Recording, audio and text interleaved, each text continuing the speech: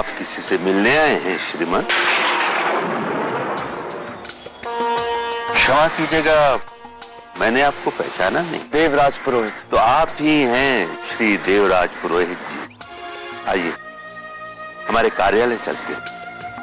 मेरे बाबूजी की जान बचाने के लिए समझ में नहीं आ रहा आपका किन शब्दों में धन्यवाद करूं, लेकिन आपने मुझे किस दुविधा में डाल दिया कान्हा। क्यों भेजा है आपने उन्हें यहाँ? केशव जी बता रहे थे कि आपने कुछ और स्थल भी देखे। क्या कुछ विशेष था जो खोज रहे थे आप? जो मैं चाहता था वो मुझे मिल गया है। क्या बात है, कुछ विचलित से लग रहे हैं आप। नहीं गुरुजी, ऐसी कोई बात नहीं है। मैं आता हूं अभी। कुछ खो गया है आपका? जी, मैं जरा देख कर आता हूं।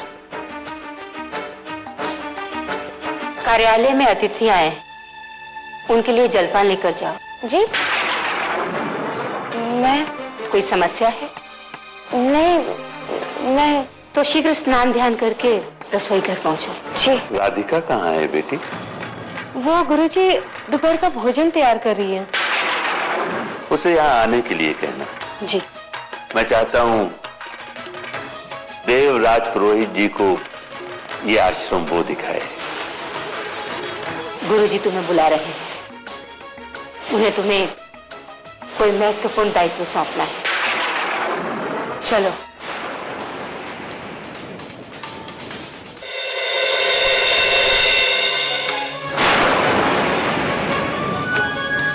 आप श्री देवराज पुरोहित जी हैं। आप राधिका इस आश्रम की सेविका। राधे राधे।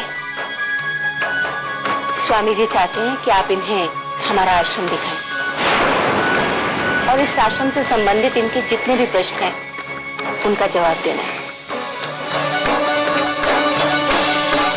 आइए।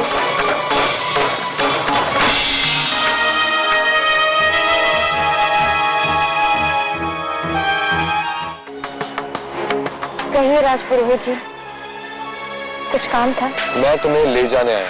जी? ठीक सुना तुमने। पर शायद आपने नहीं सुना।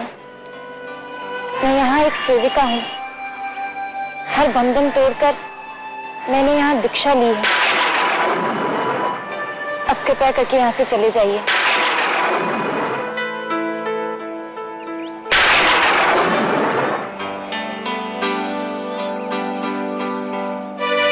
मैं आपसे विनती करती हूँ, कृपया करके यहाँ से चले जाइए। तुमने सिर्फ मुझे दुख नहीं पहुंचाया राधिका, तुमने अपने घर वालों को भी दुख दिया।